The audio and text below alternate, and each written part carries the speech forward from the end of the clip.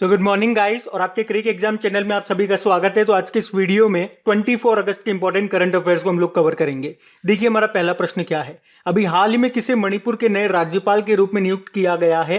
तो आंसर होगा एल गणेशन को। और ये किनका स्थान लेंगे? ये नजमा हेपतुल्ला का स्थान लेंगे। अभी कुछ दिन पहले ही हम लोगों ने पढ़ा था नजमा हेपतुल्ला ये छुट्टी पे गई हुई थी, तो सिक्किम के जो गवर्नर है गंगा प्रसाद, उनको मणिपुर का एडिशनल चार्ज अतिरिक्त प्रभार दिया गया था। लेकिन अब नजमा हेपतुल्ला जी परमानेंट छुट्टी पे चली गई हैं, तो अब मणिपुर के नए गवर्नर कौन बन गए हैं? एल गणेशन बन गए। ये आपको याद रखना है। और अभी कुछ समय पहले हम लोगों ने पढ़ा था कि अभी 8 राज्यों के नए गवर्नर चेंज हुए थे, तो वो सारे नाम आपको याद होने चाहिए। आपके एग्जाम में यहां से प्रश्न बन सकता है। चलो हम रिवाइज कर लेते हैं एक बार। कर्नाटक के बने थे थावरचंद गहलोत, हिमाचल प्रदेश के बने थे राजेंद्र विश्वनाथ अर्लेकर, मध्य प्रदेश के मंगूभाई छगनभाई पटेल बने थे, मिजोरम के कौन बने थे? हरि बाबू कंभमपति। और मिजोरम में अब तक कौन थे? श्रीधरन पिल्लई थे। वो कहां चले गए? वो गोवा में चले गए, गोवा के गवर्नर बन गए मतलब। हिमाचल प्रदेश में अभी तक कौन थे? बंडारू दत्तात्रेय थे, वो चले गए हरियाणा में। हरियाणा में कौन थे? सत्यदेव नारायण आर्य, वो चले गए कहां पे? त्रिपुरा में। त्रिपुरा में अभी तक कौन थे? रमेश बेस थे, और वो रमेश बेस कहां पे चले गए? झारखंड में चले गए। और अब मणिपुर के कौन बन गए नए? एल गणेशन बन गए। और हाँ गाइस, देखिए इंडिया के टॉप बैंक एडुकेटर्स एक बार फिर अनअकैडमी पर आपके लिए ला रहे हैं ढेर सारी फ्री क्लासेस। तो अनअकैडमी की हर क्लास कंडक्ट की जाती है आपके बैंक की हर परीक्षा की तैयारी को और भी ज्यादा मजबूत करने के लिए। और ये सारी फ्री क्लासेस आपको मिलेंगे अनअकैडमी पर, जहां पर आप अपने फेवरेट टीचर के साथ अपने घर से अपने पर्सनल शेड्यूल के हिसाब से पढ़ सकते हैं। और अनअकैडमी की हर क्लास आप लाइव नहीं तो बाद में रिकॉर्डेड सेशन के द्वारा भी अटेंड कर सकते हैं। और अगर आप चाहें तो क्लास को डाउनलोड करके ऑफलाइन भी देख सकते हैं। और आप लाइव क्लास में आस्क अ डाउट फीचर के द्वारा टीचर से अपने डाउट भी क्लियर करवा सकते हैं। और आप लाइव क्विजेज और टेस्ट सेशन भी अटेंड कर सकते हैं, जहां पर आपको अपनी लाइव रैंकिंग भी देखने को मिलेगी। और अनअकैडमी पर टोटल 12 भाषाओं में क्लासेस कंडक्ट होती है, तो आप अपनी फेवरेट भाषा में क्लास अटेंड कर सकते हैं। आप अपने टीचर के साथ इंटरेक्ट कर सकते हैं, लाइव पोल में पार्ट ले सकते हैं, और ये सभी फीचर आपको मिलेंगे एक ही प्लेटफॉर्म पर, एक ही सब्सक्रिप्शन के साथ। तो आज ही सब्सक्राइब करें अनअकैडमी पर और इन सभी बेनिफिट्स का लाभ उठाइए। और हाँ देखिए, अगर आप मेरा कोड जो कि है क्रिक एग्जाम 10 यूज करते हैं तो आपको एडिशनल 10% का इंस्टेंट डिस्काउंट भी मिलता है। तो आपको इन सभी क्लासेस के जो लिंक हैं वो नीचे डिस्क्रिप्शन में मिल जाएंगे, तो वहां जाकर के आप इन सबका बेनिफिट उठा सकते हैं। अभी हम बढ़ते हैं आगे। फिर बताइए, अभी हाल ही में किस शहर के नगर निगम को वाटर प्लस शहर घोषित किया गया है? तो आंसर होगा विशाखापट्टनम। तो अभी ग्रेटर विशाखापट्टनम नगर निगम को वाटर प्लस शहर घोषित किया गया है। और ये वाटर प्लस का जो सर्टिफिकेट है ये उन्हीं को दिया जाता है जिन्होंने ओडीएफ यानी कि open defecation free double plus के सभी मानकों को पूरा किया हो, जहां पे आवासीय व व्यावसायिक प्रतिष्ठानों से निकलने वाले अवशिष्ट मल जल को उपचार के बाद ही पर्यावरण में छोड़ा जाता हो, और ट्रीटमेंट के बाद उस पानी को फिर से उपयोग में लिया जाता हो। तो इस तरह से कुछ मानक डिसाइड हैं, अगर वो पूरे करता है तो उसको दिया जाता है ये वाटर प्लस का सर्टिफिकेट। और इसी तरह से आपको याद आ गया होगा, वाटर प्लस का सर्टिफिकेट पाने वाला पहला शहर कौन सा बना था? इंदौर बना था।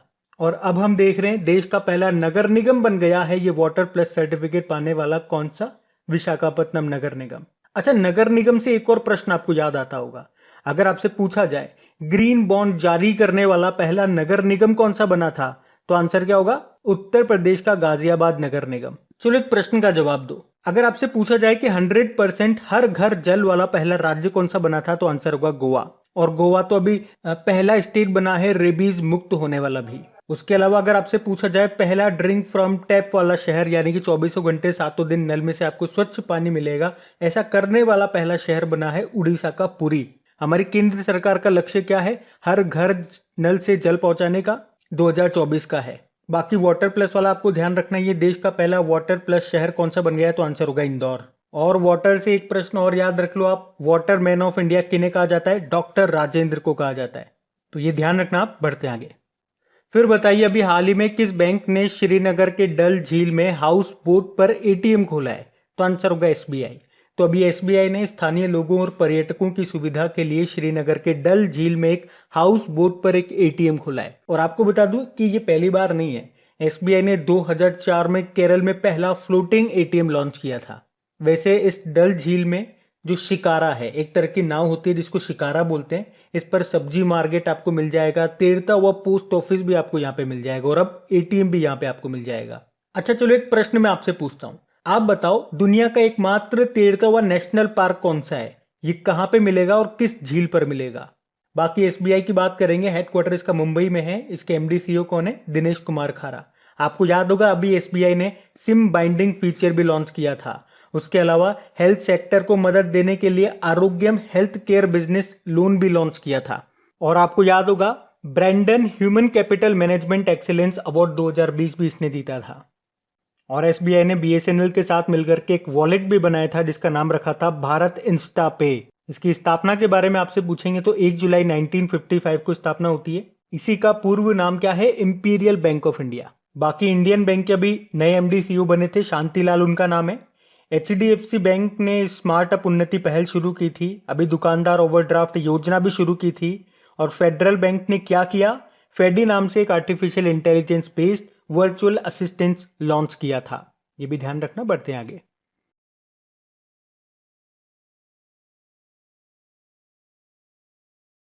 फिर बताइए अभी हाल ही में किस राज्य के नारायण कोटी मंदिर को धरोहर गोद लें एडॉप्ट अ हेरिटेज परियोजना में शामिल किया गया? तो ये मंदिर है उत्तराखंड का। अब देखो पहली बात तो ये हो गई कि ये धरोहर गोद लें अपनी धरोहर अपनी पहचान परियोजना शुरू कब होती है? 27 सितंबर 2017 को। और आपको याद है 27 सितंबर को हम कौन सा दिन मनाते हैं? विश्व पर्यटन दिवस, वर्ल्ड टूरिज्म डे। और इस परियोजना का उद्देश्य क्या है? भारत में फैले विरासत स्थलों पर सुविधाओं को योजनाबद्ध और चरणबद्ध तरीके से पर्यटन के अनुकूल बनाना और विकसित करना। और अभी इसी परियोजना के तहत उत्तराखंड का जो ये नारायण कोटी मंदिर है इसको इसमें शामिल किया गया है। ये जो नारायण कोटी मंदिर है ना, यहाँ पे आपको 9 ग्रहों के मंदिर मिलेंगे। अच्छा देखो मंदिर की बात है ना, एक मंदिर का नाम मैं आपसे पूछूंगा, आप मुझे बताओ काकतीय रुद्रेश्वर मंदिर जिसे रामप्पा मंदिर भी बोलते हैं, ये आपको कहाँ पे मिलेगा? क्योंकि अगर मंदिर से प्रश्न आता है एज ए स्टैटिक तो ये प्रश्न पूछे जाने के चांसेस हैं। ये आपको मिला तेलंगाना में। आपको याद होगा अभी यूनेस्को की विश्व धरोहर सूची वर्ल्ड हेरिटेज साइट में इसको शामिल किया गया था। और इस तरह से ये भारत का 39 नंबर का वर्ल्ड हेरिटेज साइट बनता है।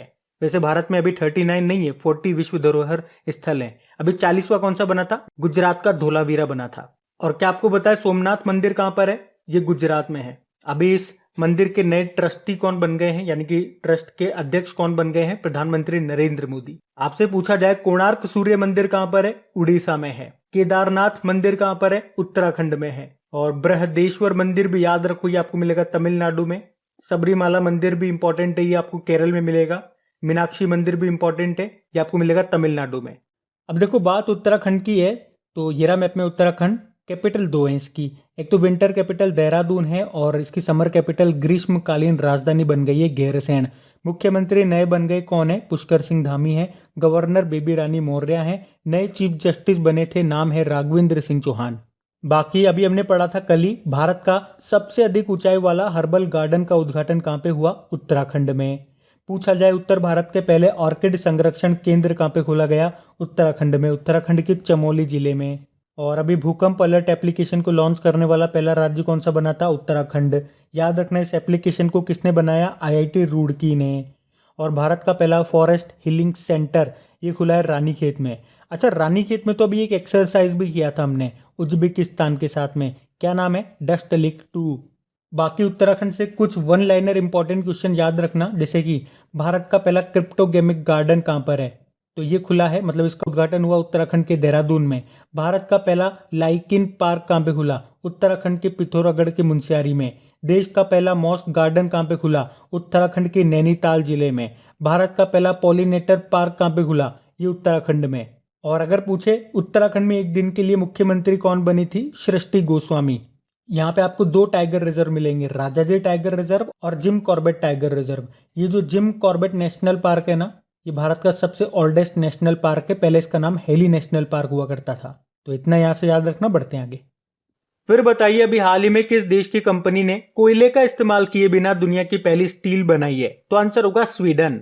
तो स्वीडन की एक स्टील कंपनी है हाइब्रिड, HYBRIT हाइब्रिड। उसने अभी कोयले का इस्तेमाल किए बिना दुनिया की पहली स्टील बनाई है, क्योंकि उस कन्वेंशनल मेथड से, यानी कि जब हम कोल का इस्तेमाल कर रहे थे उस मेथड में 1 टन स्टील बनाने में 2 टन कार्बन डाइऑक्साइड प्रोड्यूस होती है। तो इसे बनाने में कोल का इस्तेमाल नहीं हुआ, तो आप इसे ग्रीन स्टील भी बोल सकते हो। तो ये steel hydrogen breakthrough iron making technology का इस्तेमाल करके बनी है, जो कोयले और कोक के बजाय 100% जीवाश्म रहित हाइड्रोजन का इस्तेमाल करती है। और कंपनी ने ट्रायल के तौर पे वोल्वो ग्रुप को ये स्टील देना शुरू कर दिया। बाकी डेनमार्क से आपको याद होगा दुनिया का सबसे ऊंचा रेत महल सैंड कैसल, ये डेनमार्क ने बनाया था अभी। और international solar alliance framework agreement की पुष्टि करने वाला पहला देश डेनमार्क ही है। डेनमार्क की कैपिटल क्या होती है? कोपेनहेगन, जो कि जल्दी पानी में डूबने वाली है, इसलिए वो एक आर्टिफिशियल आइलैंड भी बना रहा है जिसका नाम है लेनेट होम। अगर मैं आपसे पूछूं गोल्डन राइस को व्यावसायिक उत्पादन को मंजूरी देने वाला पहला देश कौन सा बना था, तो आंसर होगा फिलीपींस। और दुनिया का पहला 3D प्रिंटेड स्टील ब्रिज कहां पे लगाया गया? एम्स्टर्डम में, जो कि कैपिटल है नीदरलैंड की। लेकिन यहाँ तो बात हो रही है स्वीडन की, तो ये रहा मैप में स्वीडन, कैपिटल इसकी स्टॉकहोम है। और मैंने आपको बताया भी है जो नोबेल अवार्ड्स दिए जाते हैं कहाँ पे दिए जाते हैं? स्टॉकहोम में दिए जाते हैं। पर यहाँ पे एक अपवाद है, एक एक्सेप्शन है। जो पीस का, जो शांति का नोबेल पुरस्कार होता है ना, वो ओस्लो नॉर्वे में दिया जाता है। और प्रश्न यहीं से बनता है, ये याद रखना। करेंसी इसकी स्वीडिश क्रोना है। प्रधानमंत्री स्टीफन लॉफवेन है। अच्छा फिर बताइए अभी हाल ही में प्रसिद्ध एथलेटिक्स कोच का निधन हो गया, उनका नाम क्या है? OM नाम्बियार। OM नाम्बियार का नाम इसलिए भी इंपॉर्टेंट हो जाता है क्योंकि ये एशिया की गोल्डन गर्ल रही PT उषा के कोच थे। बाकी देखो नंदू नाटेकर की बात करेंगे, ये नाम इंपॉर्टेंट है और यहाँ से अभी SSC में भी एक प्रश्न आया था, बताया था मैंने आपको। नंदू नाटेकर 1956 में अंतरराष्ट्रीय खिताब जीतने वाले पहले भारतीय बैडमिंटन प्लेयर थे। ये बैडमिंटन प्लेयर, इन्हें 1961 में स्थापित पहला अर्जुन अवार्ड मिला था। प्रश्न क्या आया था? यही प्रश्न आया था, अर्जुन अवार्ड की स्थापना कब हुई थी? तो 1961 में। घुमा के पूछ लिया प्रश्न, है ना, बताया था ये मैंने आपको। बाकी भानु अथैया, गांधी फिल्म में कॉस्ट्यूम डिजाइन करने के लिए ऑस्कर अवार्ड मिला था और ये भारत की पहली ऑस्कर विजेता बनी थी। अब देखो निधन से कुछ इंपॉर्टेंट नाम मैं आपको बता रहा हूं। एक तो पद्मा सचदेव का नाम याद रखना, कवियत्री थी ये, डोगरी भाषा में पहली आधुनिक कवियत्री थी, निधन हो गया इनका। निर्मल कौर का नाम याद रखना, भारत की महिला वॉलीबॉल टीम की ये कप्तान रह चुकी हैं। मिल्खा सिंह की ये वाइफ थी, निधन हो गया इनका। मिल्खा सिंह का भी निधन हो गया। मिल्खा सिंह से तो आप इनकी ऑटोबायोग्राफी याद रख लो, the race of my life. और कोर से याद आएगा आपको मान कोर। अब देखना मैं आपको जो कहता हूं ना, लिंक कर करके चीजों को कैसे याद रखा जाता है, अब देखते जाना। निर्मल कौर से आपने पकड़ा कोर, कोर से याद आएगा मान कोर। सबसे उम्र दराज महिला एथलीट थी, 105 साल की उम्र में इनका निधन हो गया। और 105 से आपको याद आएगा, 105 साल की उम्र में साक्षरता पास करने वाली सबसे उम्र दराज छात्रा कौन थी? भागीरथी अम्मा थी, इनका भी निधन हो गया। ये केरल से थी। अम्मा से याद आएगा आपको गौरी अम्मा का नाम। तो अब चीजें लिंक करते जा रहे हो, एक से दूसरे में, दूसरे तीसरे में। तो गौरी अम्मा कौन थी? ये केरल की पहली महिला राजस्व मंत्री थी, इनका भी अभी निधन हो गया। और अगर आपसे पूछा जाए कि भारत की पहली महिला कार्डियोलॉजिस्ट कौन थी, तो S पद्मावती थी। और भारत की पहली महिला कमेंट्रेटर चंद्रा नायडू थी, इनका भी निधन हो गया। ये सारे नाम महत्वपूर्ण रहेंगे, याद रखना। बढ़ते हैं आगे। फिर बताइए हाल ही में किस राज्य में ओणम फेस्टिवल मनाया जा रहा है? तो आंसर होगा केरल में।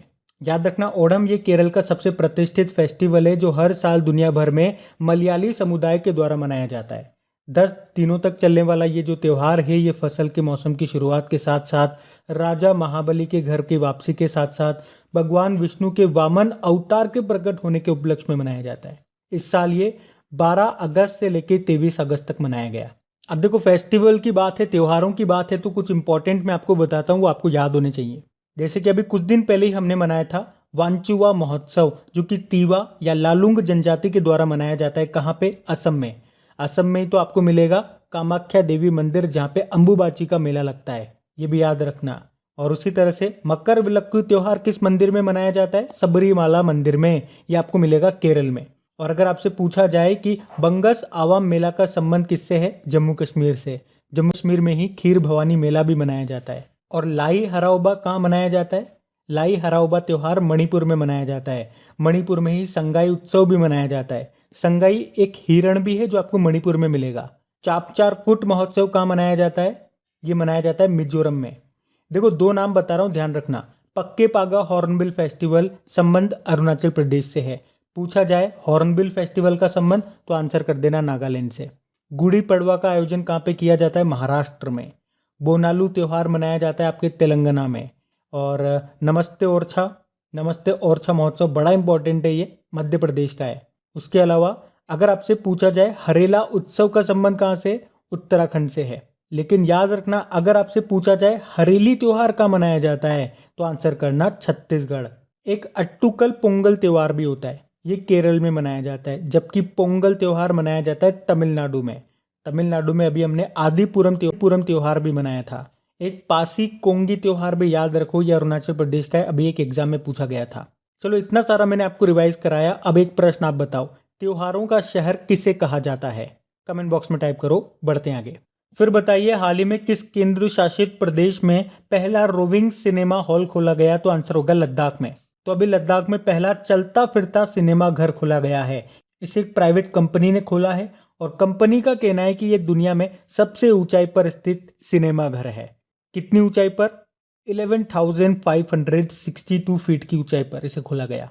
और उद्घाटन के मौके पर स्टैंजिंग टेकोंग के द्वारा निर्देशित लघु फिल्म है सेकुल, ये दिखाई गई है, जो चांगपा खानाबदोश लोगों के जीवन पर आधारित है। अब बात लद्दाख की है तो ये रहा मैप में लद्दाख। देखो यहाँ पे वर्तमान लेफ्टिनेंट गवर्नर या फिर लद्दाख के पहले लेफ्टिनेंट गवर्नर कौन है? राधाकृष्ण माथुर है। यहाँ की विंटर कैपिटल कारगिल है, समर कैपिटल लेह है। और याद रखना सितंबर 2021 में देश का पहला हिमालयन फिल्म फेस्टिवल 2021 का आयोजन किया जाएगा लद्दाख में। और अभी लद्दाख ने ही अगस्त महीने को पानी माह के रूप में मनाया है। लद्दाख में जो विश्वविद्यालय अभी बनेगा उसका नाम सिंधु नदी के नाम पे रखा गया है। जम्मू कश्मीर लद्दाख हाईकोर्ट के चीफ जस्टिस का नाम पंकज मित्तल है। और लद्दाख में ही आपको उमलिंग ला दर्रा मिलेगा, ये भी न्यूज में था। क्यों? क्योंकि हमने पढ़ा था बॉर्डर रोड ऑर्गेनाइजेशन ने पूर्वी लद्दाख के उमलिंग ला दर्रे पर दुनिया के सबसे ऊंचे स्थान पर वाहन चलने योग्य सड़क का निर्माण किया है। तो वहीं से हमने प्रश्न निकाला, याद रखना इसे। उसके अलावा देश का पहला ग्रीन हाइड्रोजन मोबिलिटी प्रोजेक्ट भी शुरू हुआ है लद्दाख के लेह में, जिसको स्थापित किया एनटीपीसी ने। और भारत का सबसे बड़ा एरिया वाइज सबसे बड़ा नेशनल पार्क कौन सा है? हेमिस नेशनल पार्क, जो सबसे ऊंचाई पर भी है। और ये जो हेमिस नेशनल पार्क है ये स्नो लेपर्ड के लिए फेमस है। स्नो लेपर्ड ये स्टेट एनिमल है, लेकिन किसका? हिमाचल प्रदेश का। और अगर आपसे पूछा जाए भारत का पहला स्नो लेपर्ड कंजर्वेशन सेंटर संरक्षण केंद्र कहाँ पे खुला है? उत्तराखंड में। किसके सहयोग से? नीदरलैंड के सहयोग से। चलो आप कमेंट बॉक्स में टाइप करके बताओ कि भारत का क्षेत्रफल की दृष्टि से सबसे छोटा नेशनल पार्क कौन सा है और कहाँ पर है। अभी हम बढ़ते हैं आगे। फिर बताइए अभी हाल ही में सीवीसी यानी कि सेंट्रल विजिलेंस कमीशन यानी कि केंद्रीय सतर्कता आयोग ने किसे सलाहकार बोर्ड का अध्यक्ष नियुक्त किया? तो आंसर होगा टीएम भसीन को।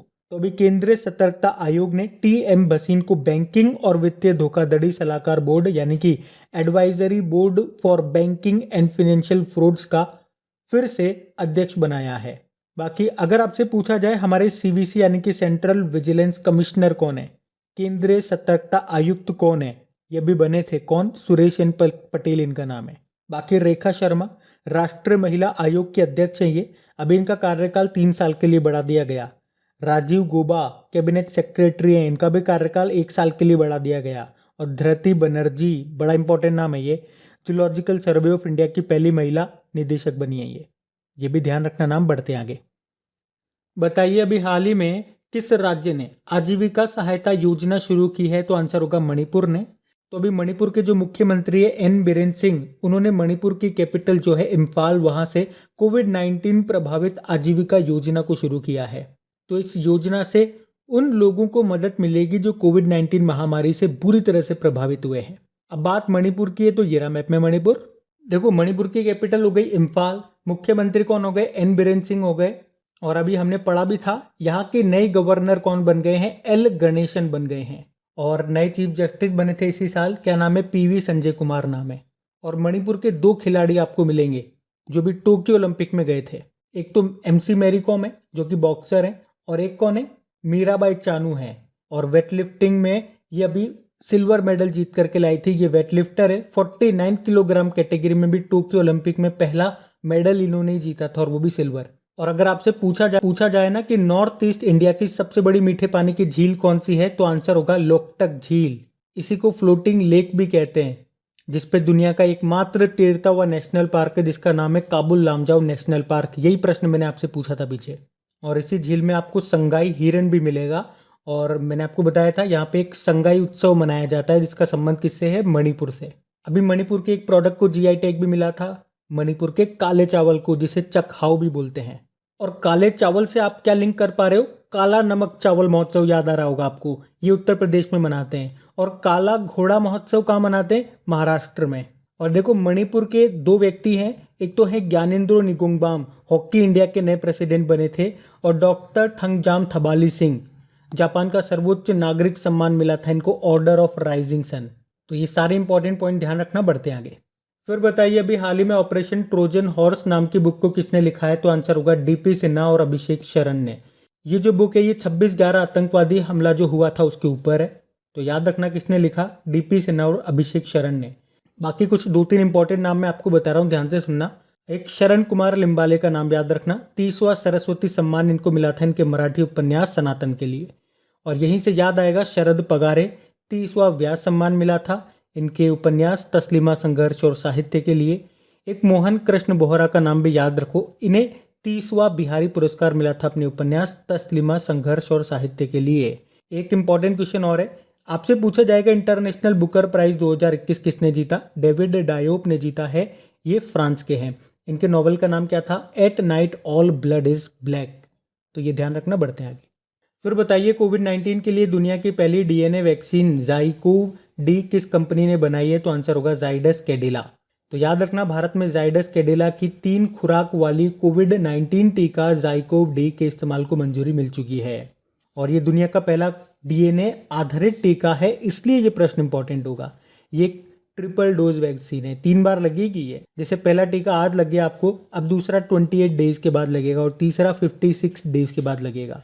और इस वैक्सीन की खास बात यह है कि इसका उपयोग 12 साल के ऊपर के बच्चों में किया जाएगा। और इसे जाइडस कैडिला नाम की कंपनी ने बनाया, जो कि गुजरात बेस्ड कंपनी है, भारत की कंपनी है। बच्चों को लगेगा और बच्चों को डर लगता है इंजेक्शन से, तो इसकी खास बात यह है कि इसमें इंजेक्शन का इस्तेमाल नहीं होगा। जैसे बैंडेज लगती है ना, उसी तरह से एक चिट होगा इसमें।